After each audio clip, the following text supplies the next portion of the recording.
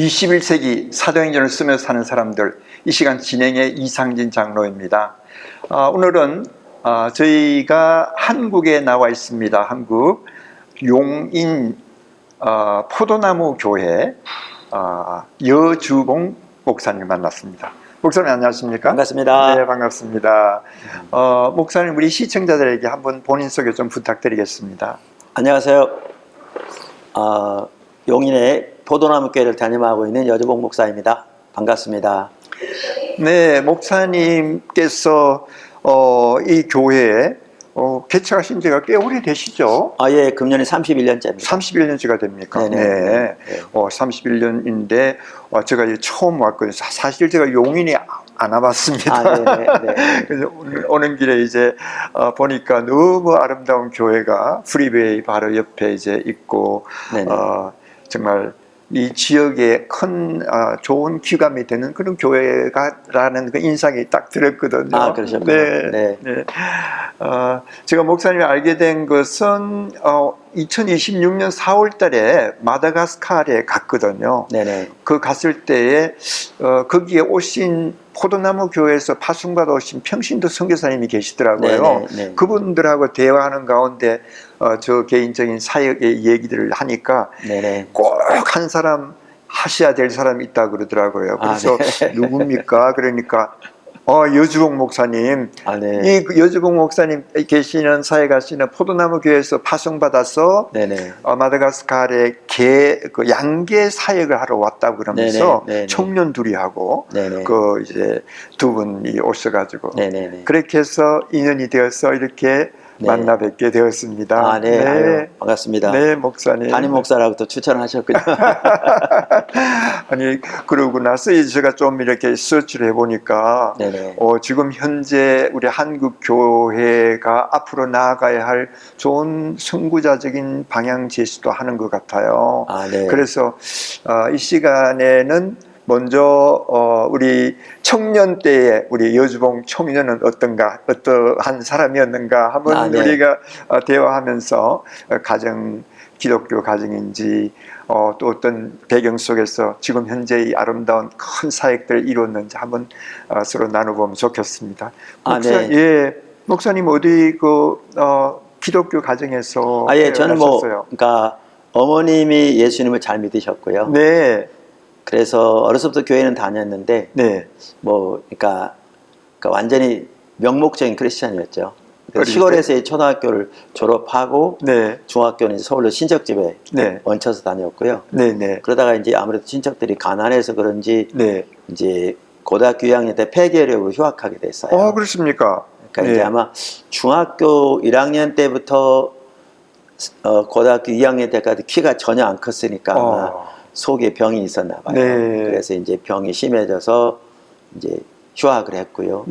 그리고 이제 그 기간 동안에 이제 어머님이 기도원 같이 가자고 그래서 가서 기도하면서 뭔가 이제 하나님과 관계가 이제 진지해졌습니다. 뭔가 그 전에는 그냥 명목적인 신앙이었다가요. 그리고 고3 때 이제 하루는 학교 다녀왔는데 주님이 저를 목회자로 부르신 것을 명확하게 알겠더라고요. 고3 때. 그래서 그 시점부터 이제 제 삶에 이제 오직 목회자 이제 되는 그 목표로 삶이 들어졌죠. 다른 생각을 해보질 않았고요. 그 전에는 앞으로 기회초에 어떤 사람이 되기를 이렇게 소망하고 특별한 건 없었습니다. 없었습니까? 특별한 건 없었고 집안이 가난했기 때문에 상고 가서 졸업해서 은행 가겠다 이런 정도. 일반적인 그런 그 생각을 하셨는데 고등학교 3학년 때 기도원에 가서 특별한 아니요, 고등학교 3학년 때는 이제 제가 휴학했을 때 기도원에 가서 기도하는 중에 이제 오늘날로 말하면 거듭난 거고요. 그렇죠. 이제 다시 이제 복학하고 3학년 때 학교 다녀와서 집에서 방에서 주님이 이제 잠깐 기도하는 중에 그렇게 목회자로 부르신 걸 또렷하게 알게 됐습니다. 그렇습니까?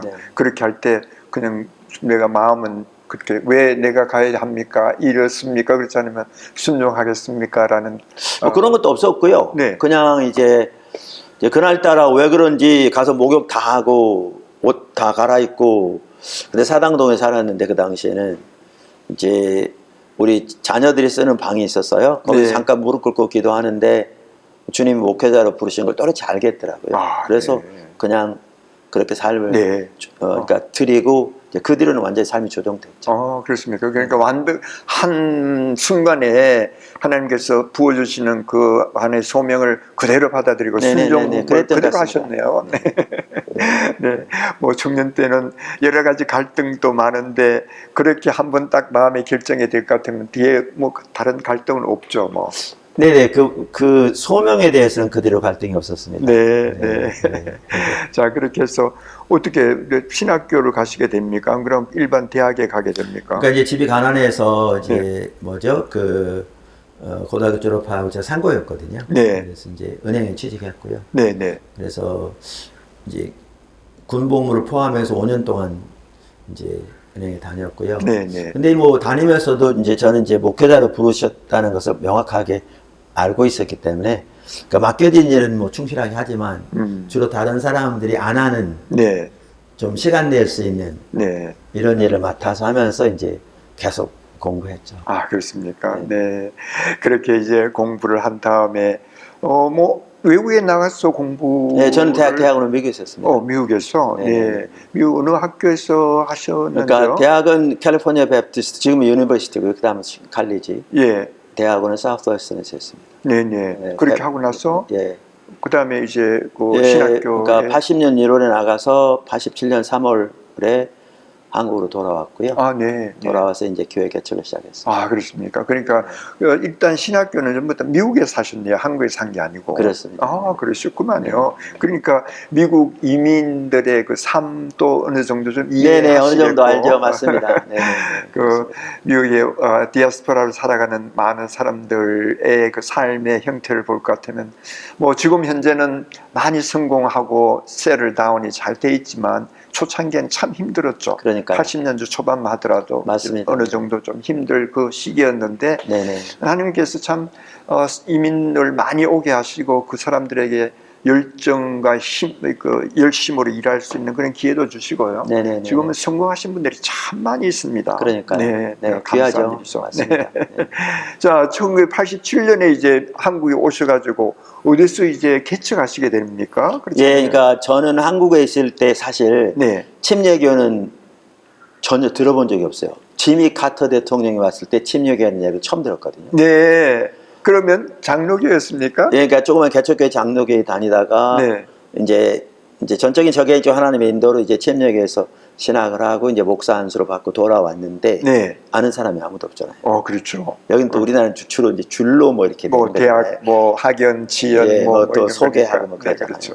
그래서 이제 하여튼 결국 서울 그 영등포 양평동 가난한 지역에서 처음 87년 10월경에 개척을 시작했어요. 개척교회를 시작을 하셨습니다.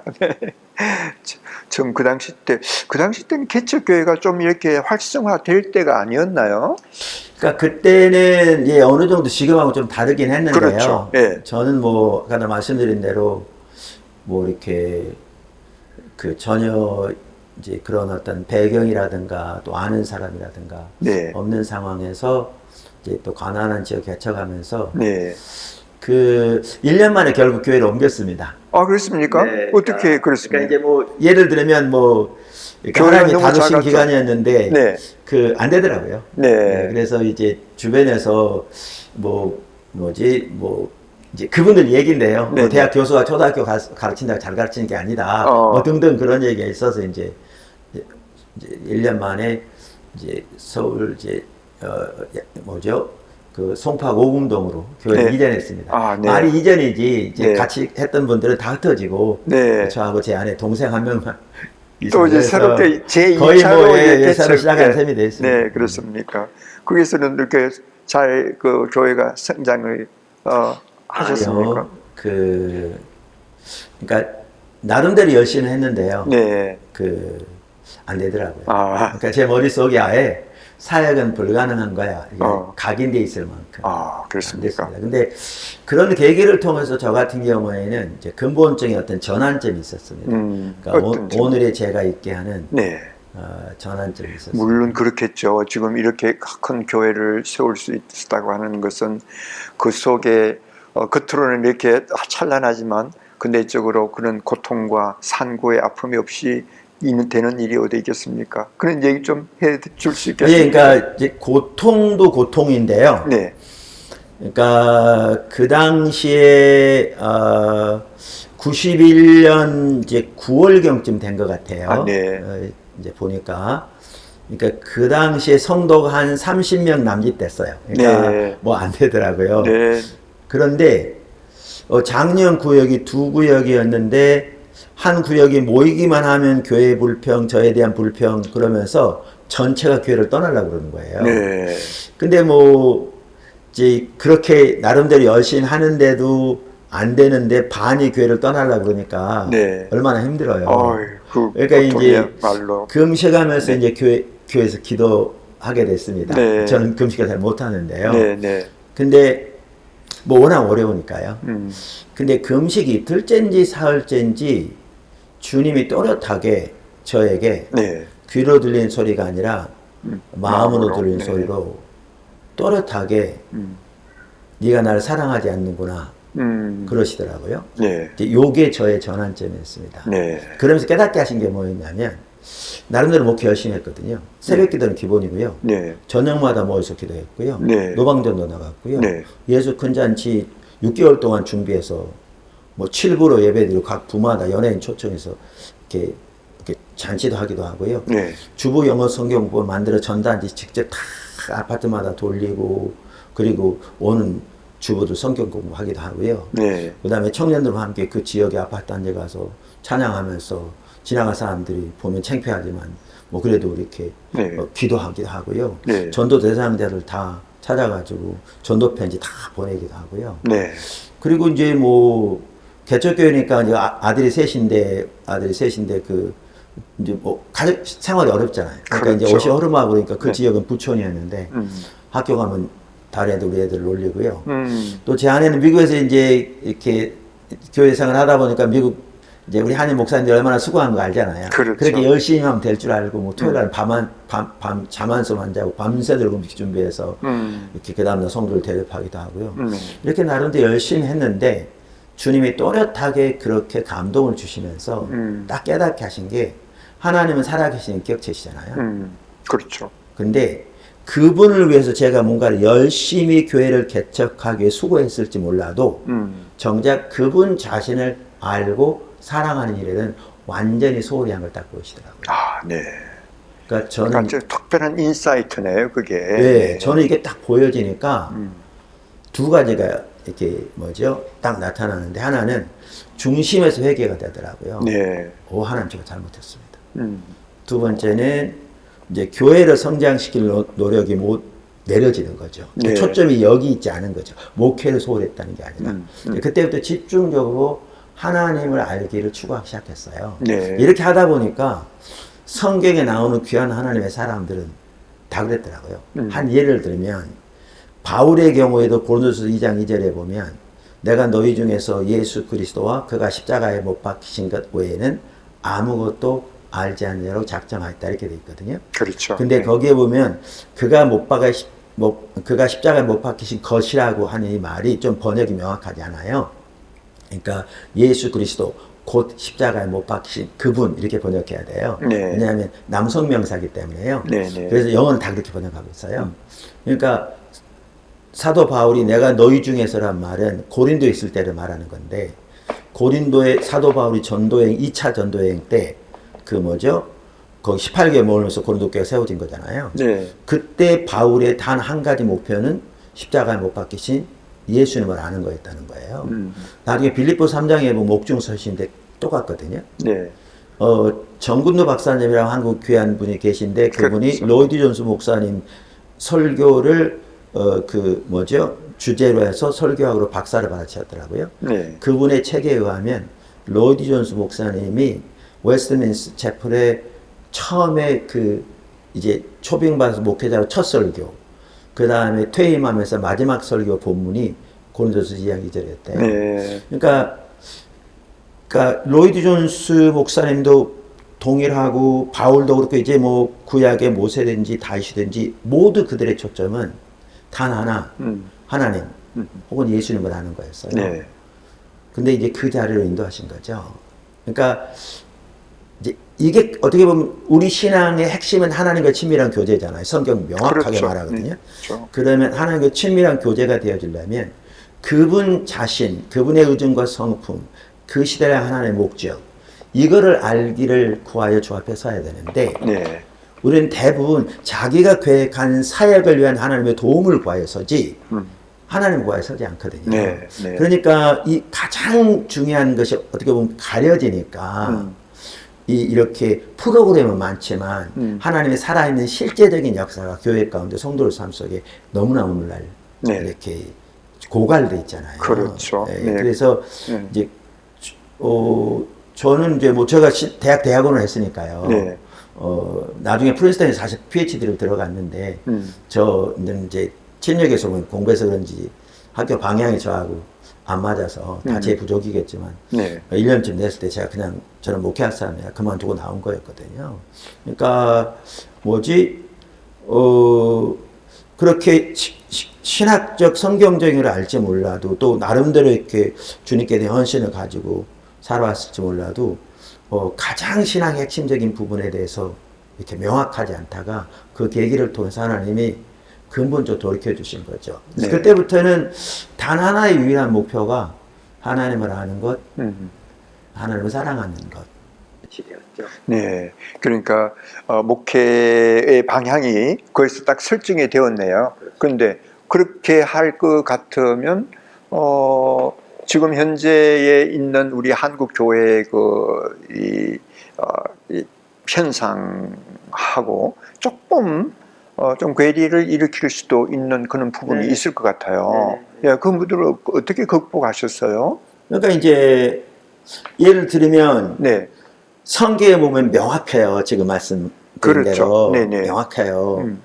그리고 뭐 로이드 존스뿐만 아니라 뭐 J.I. 패커 등 뭐 정말 이렇게 세계적 리더들 다 동일한 이해를 가지고 있어요. 네, 정확하게. 근데 이제 지금 말씀하시네. 오늘날 너무나 이해가 저는 그렇게 표현하는데 옆으로가 있는 거죠. 네, 네. 옆으로가 있는. 네. 그러니까 오카나 목사님만 하더라도 지금 돌아간 지 꽤 되셨는데 그때 돌아가시던 해 크리스티애니티 투데이 한국판인가 아니면 복음주의 협의회 1일 원래의 설교든가 둘 중 하나의 기공과 설교 원고를 누가 저한테 보내줬었는데요. 네.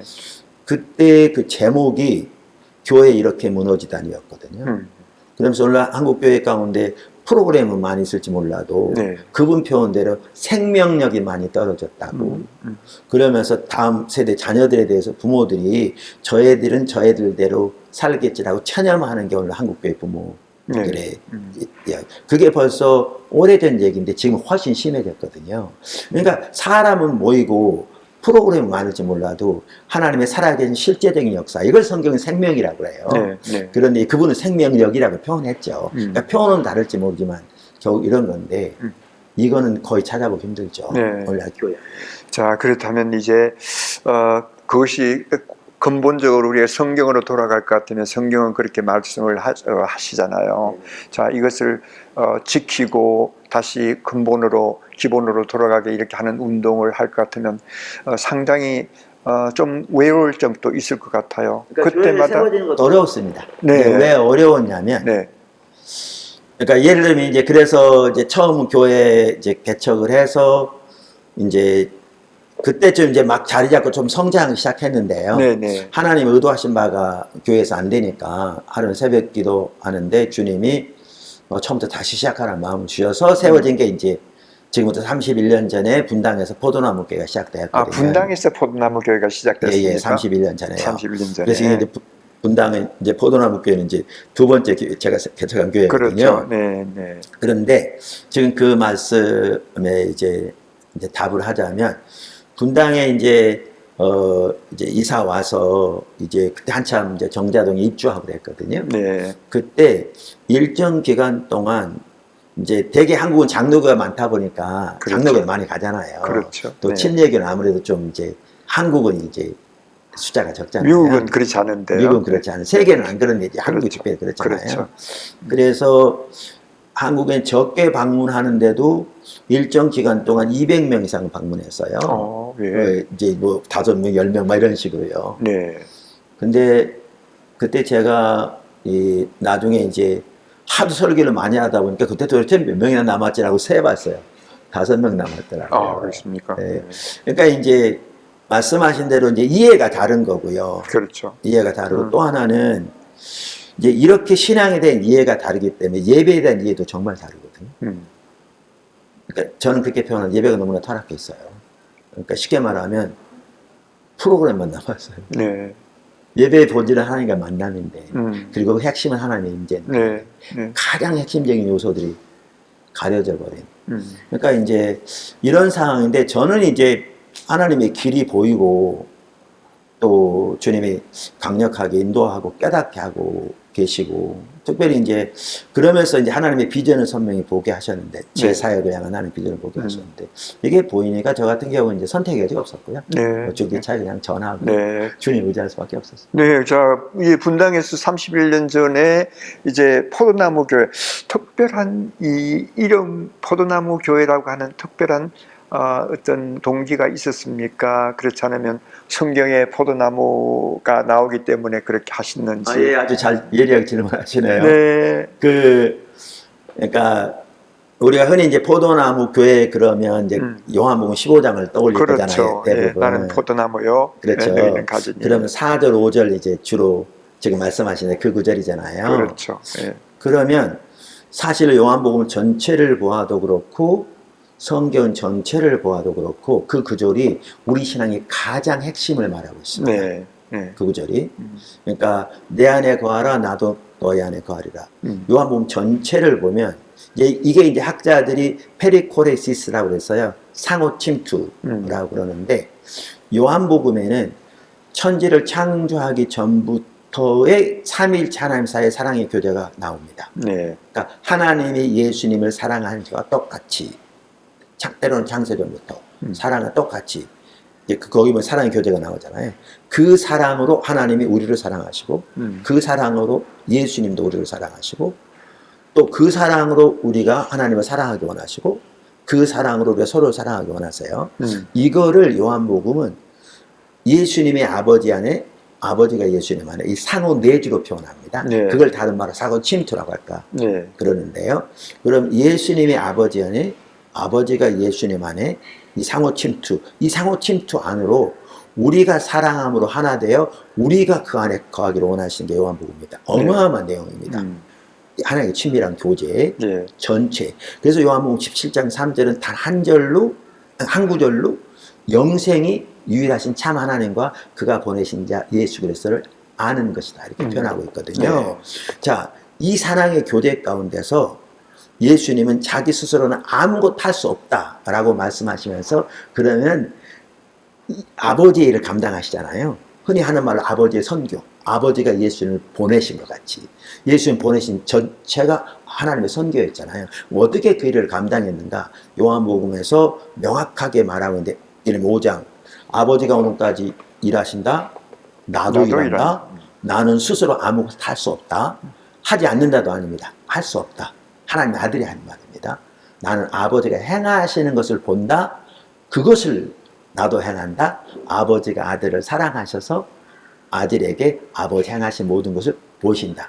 이제 이렇게 예수님의 아버지 안에 아버지가 예수님 안에 있는 친밀한 교제에서 하나님과 동행하면서 그때 또 그리고 하나님이 예수님을 보내시면서 보신 목적들 당연히 그 하나님의 일을 혹은 행하심을 보고 예수님이 그 일에 믿음으로 동참했을 때 하나님이 예수님을 통해 하나님의 능력으로 하나님의 일을 이루어 가시거든요. 이게 사실 사역입니다. 구약의 모세도 다. 그런데 요한복음 15장에 아까 포도나무 잘 말하면서 내 안에 거하라 나도 너희 안에 거하리라면서 너희가 나를 떠나서는 아무것도 할 수 없다. 이 말이 정확하게 예수님 같은 걸 말합니다. 그래서 하나님과 친밀한 교제가 우리 신앙의 본질이고 같이 가는 것이 하나님의 행하심을 보고 온 사람을 동참하는 겁니다. 예수님 하신 것처럼. 이게 성경 전체에서 말하는 우리 신앙의 가장 핵심이고 가장 본질이거든요. 저 우리 신앙의 본질이라고 그러는데요. 근데 제가 첫 번째 교회 이제 그때 개척할 때 하나님이 저를 하나님을 아는 것이 단 하나의 유일한 목표와 목적된 삶으로 돌이켜 주시고 계속해서 주님을 알기 위해 성경을 새롭게 보고 앞서간 믿음의 선배들의 책을 다시 보고 테이프를 들으면서 또 이제 깨달아져 회개하고 돌이키고 배워가고 이렇게 주님을 찾는 과정에서 요한복음을 통해서 이 신앙의 가장 핵심적인 요소를 깨닫게 하신 거죠. 그것이 이제 요한복음 15장에 나타나는 포도나무의 그 비유 속에서 이걸 요한복음 전체에 나와 있고요. 사실 이게 성경 전체인데 그게 요한복음 15장에 아주 잘 나와 있죠.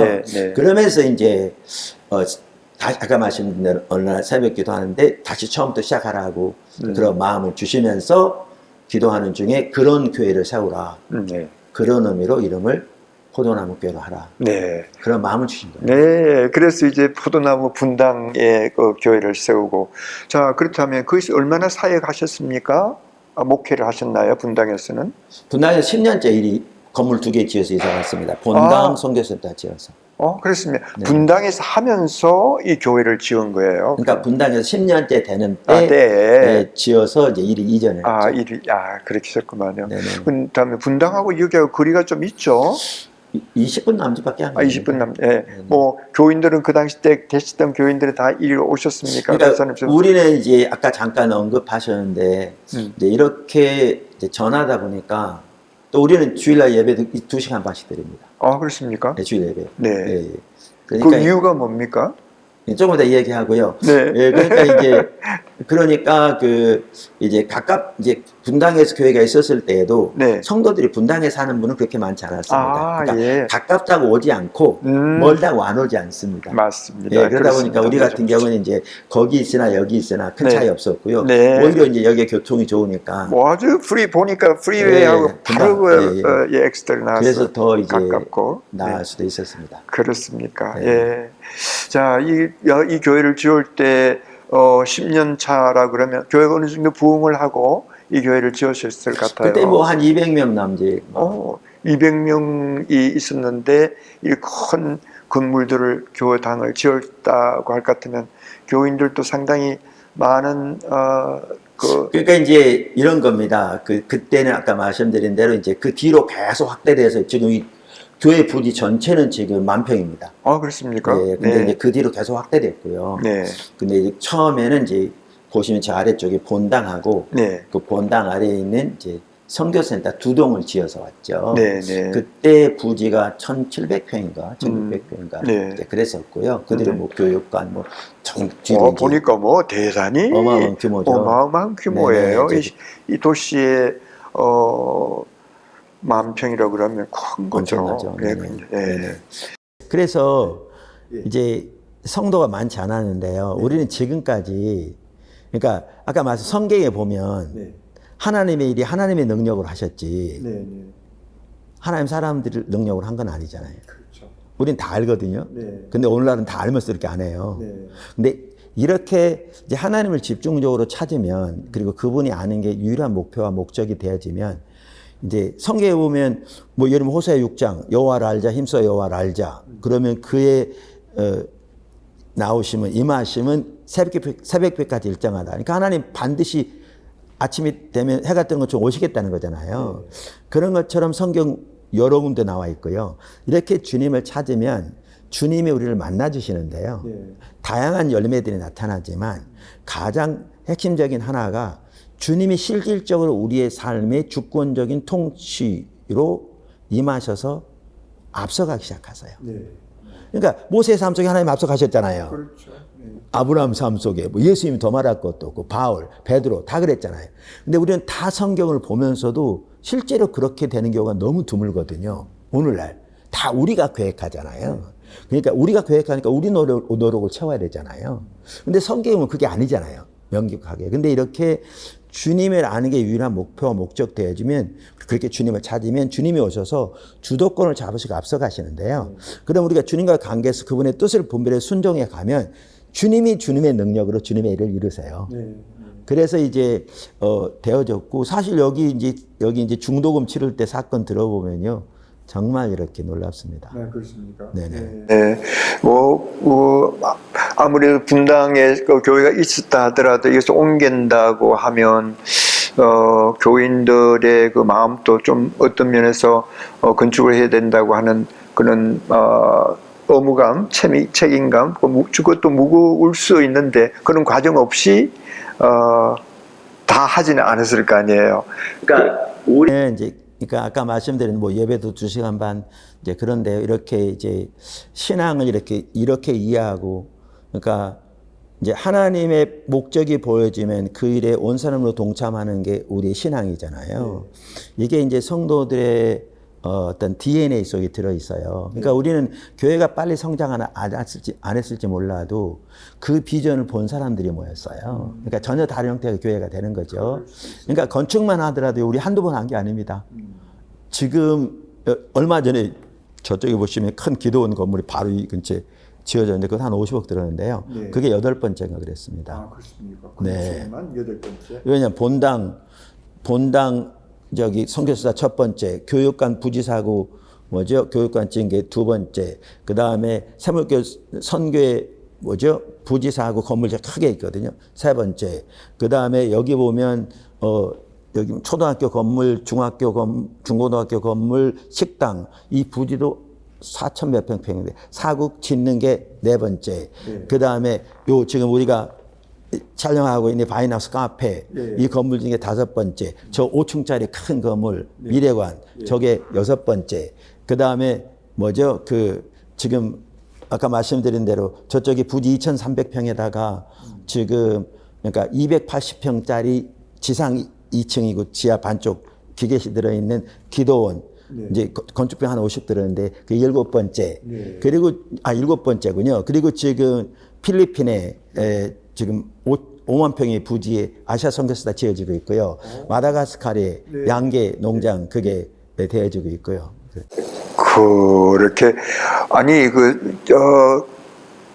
전체 연수가 한 30년 정도 되지 않습니까? 교회가 그렇게 하면서 정말 맨 땅에서 과거에 어떤 다른 사람이 어떤 도움으로 준 것이 아니고 처음 이렇게 브랜드 뉴로 그렇게 시작하는 것이 정말 힘들었을 텐데 목사님이 가지고 계시는 하나님과의 그 관계 그것이 완전히 성경적 차원의 성경적으로 딱 셋업이 돼 있으니까 뭐 이렇게 지어져 가는 것은 어떤 면에서 하나님께서 하게 하시고 우리는 그냥 뒤에서 수동 들고 그런 것 같아요. 그렇지 않으면 그 오랜 기간 동안에 일곱 개나 짓고 해외에 또 그렇게 하고 이렇게 하면서 지금 건재해 있다고 하는 것이 보통 일이 아니거든요. 그렇죠. 네, 하나님의 특별한 은혜를 목사님에게 주신 것 같아요. 그러니까 건물만이 아니고 이제 나중에 또 얘기 나누는 사역이 어마어마한 하고 계시고 그 사역들 지금 좀 얘기를 해야 되겠는데 시간이 오늘 정해진 시간이 지나서 그거는 다음에 만나서 또 깊은 그 사역의 얘기를 좀 나누면 좋겠습니다. 목사님 지금 여러분들께서는 포도나무 교회 용인에 있는 포도나무 교회 여주봉 목사님이 섬기는 이 교회에 와서 저도 처음 왔는데요. 정말 이 부지가 만평이라고 하는 것은 뭐 시골도 완전 시골도 아니고 도시 속에 이런 큰 대지 그리고 아름다운 교회가 아주 돌로 이렇게 지어진 그런 교회를 바라보면서 하나님께서 이 교회를 통해서 지금도 역사하셨겠지만 앞으로 역사하실 그 일들이 정말 많을 것이라고 하는 그런 마음을 가졌게 되었습니다. 목사님 이렇게 함께 해주셔서 너무 감사하고요. 다음에 한 번 더 만나서 더 깊은 사역의 얘기를 진행하도록 하겠습니다. 네, 목사님 감사합니다. 감사합니다. 예. 시청자 여러분, 그럼 다음 만나서 더 깊은 사역의 이야기, 포도나무 사역의 이야기 우리 한번 들어보도록 하겠습니다. 그때까지 안녕히 계십시오.